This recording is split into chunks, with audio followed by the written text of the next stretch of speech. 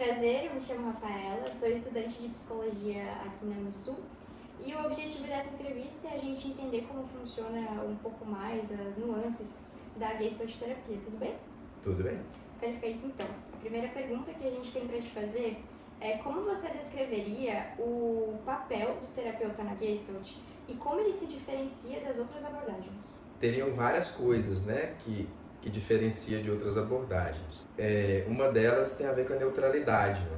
Um gestalterapeuta não trabalha com a ideia de neutralidade, de forma que, por exemplo, ele pode se emocionar numa consulta, o que ele não pode é se perder na própria emoção.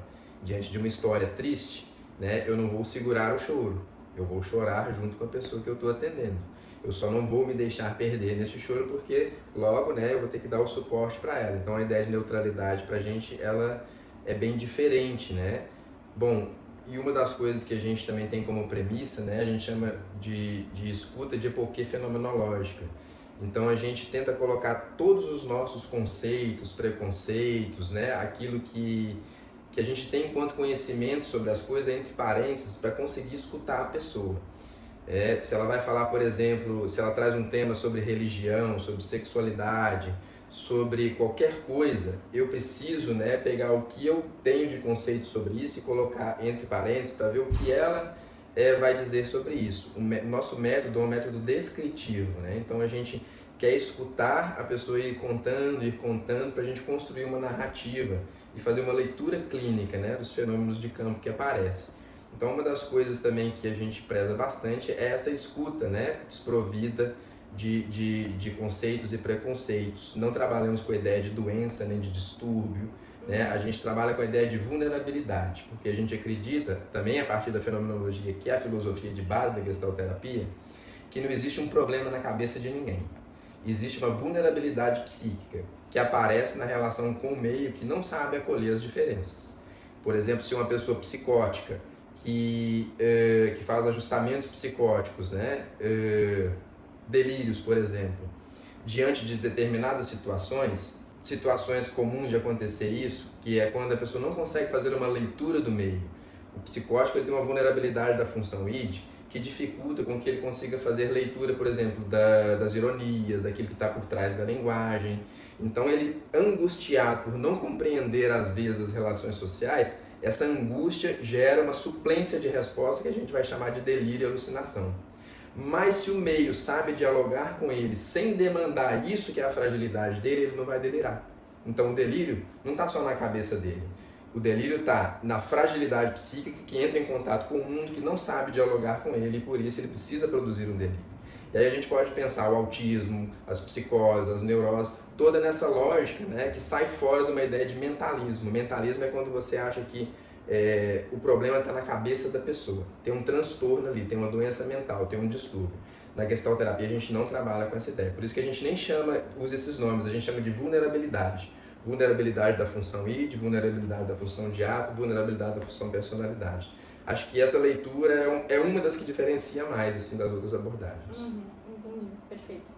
E de que forma a Gestalt terapia lida com a noção de aqui e agora no contexto terapêutico e por que isso é considerado importante? O aqui e agora, ele contempla passado, presente e futuro. Dizer que os fenômenos estão todos aqui agora não significa dizer que a gente não trabalha com o passado e nem com o futuro. Mas aonde está o passado? Você pode pegar ele ou dizer assim, o passado está lá, Edu. Onde ele está? Ele está no seu corpo, nas suas lembranças, nos afetos que voltam para ti. Ou seja, aquilo que você viveu na sua infância, na sua adolescência, por exemplo, que causou dor, que causou constrangimento, que gerou algum tipo de trauma, né, você vai sentir ele agora se você lembrar dele. Então, o passado está aqui e agora.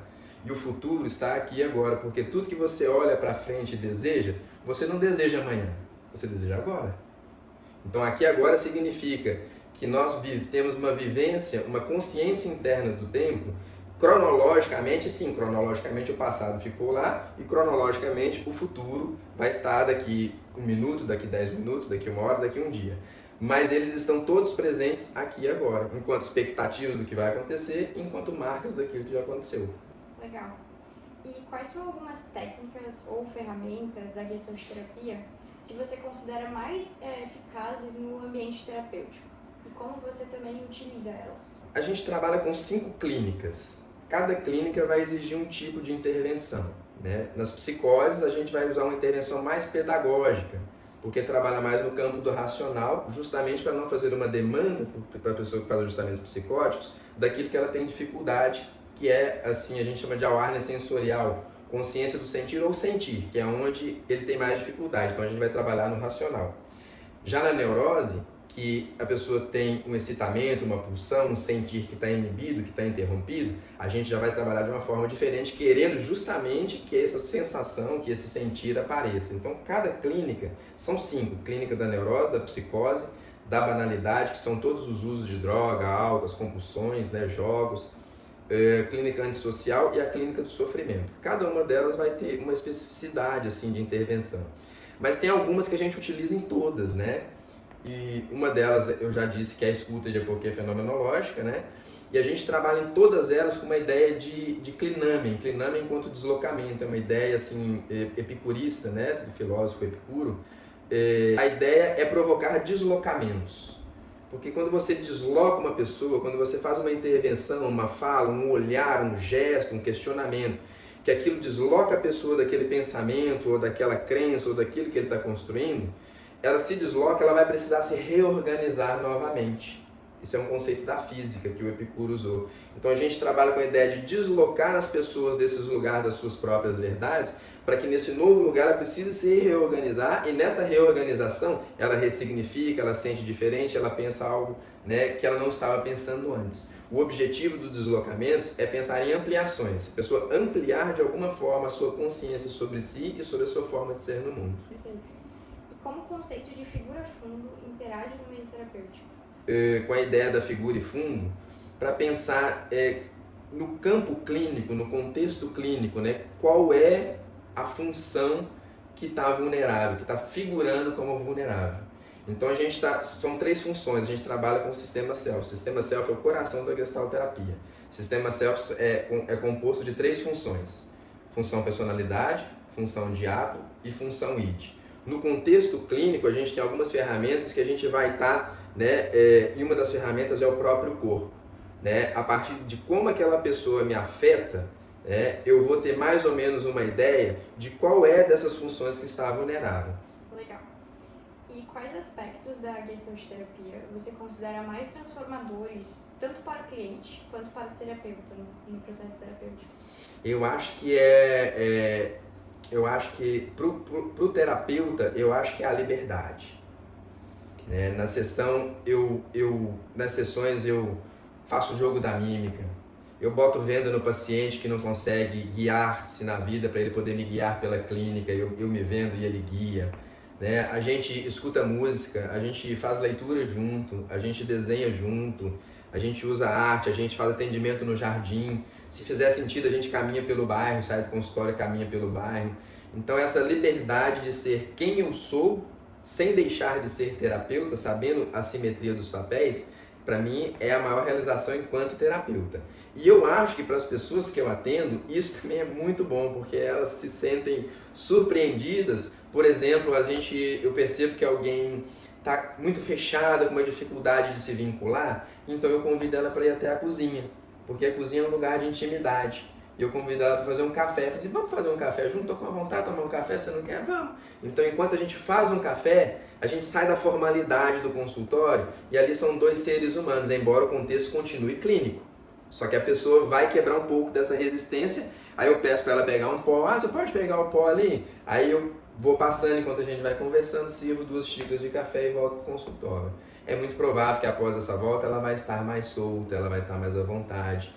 Então, eu acho que assim, essa mobilidade, essa liberdade, sem perder a responsabilidade e sem perder a noção de que todo esse rolê é um rolê terapêutico, né, é uma coisa que realiza bastante, assim, você se sente à vontade para ser quem você é. Sim, com certeza. Então eram essas perguntas que a gente tinha para te fazer, tá? Queria te agradecer bastante por compartilhar um pouco disso com a gente.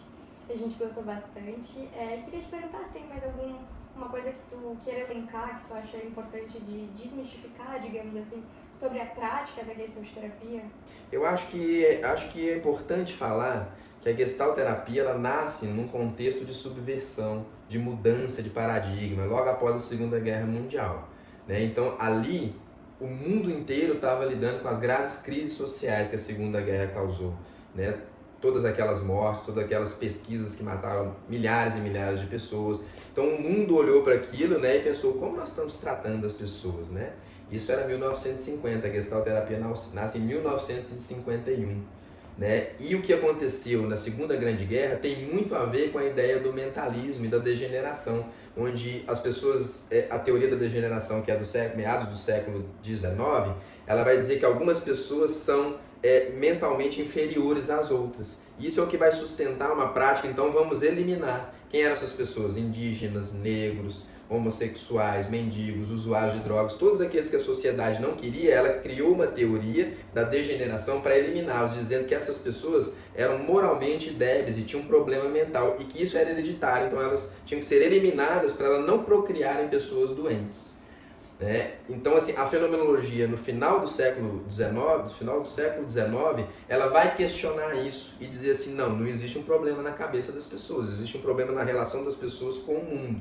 E a fenomenologia que dá sustentação para a reforma psiquiátrica junto com outras disciplinas e é a filosofia que funda a gestalterapia. Então, acho que é importante saber sobre a gestalterapia que ela já nasce num contexto de subversão, ou seja, subverter uma lógica que individualiza, que culpabiliza o sujeito e que coloca sobre ele um estigma de doente mental como uma forma de excluir para tratar. A gestalterapia vai dizer assim, não precisa. Né? O problema está na relação dessa pessoa com o mundo. Então precisamos, né, intervir politicamente no mundo. Gestalterapia é uma clínica política para que esse mundo possa, né, acolher de forma diferente as pessoas e elas não precisarem produzir tantos sintomas, e precisamos trabalhar com a pessoa para ela saber como fazer resistência, né, a esses modos de opressão. Então acho que isso é uma coisa muito importante de entender, né, que é a pegada política da abordagem. Perfeito, muito legal então, mais uma vez te agradecendo. Tá bem, agradeço também vocês. Tchau, tchau. Tchau.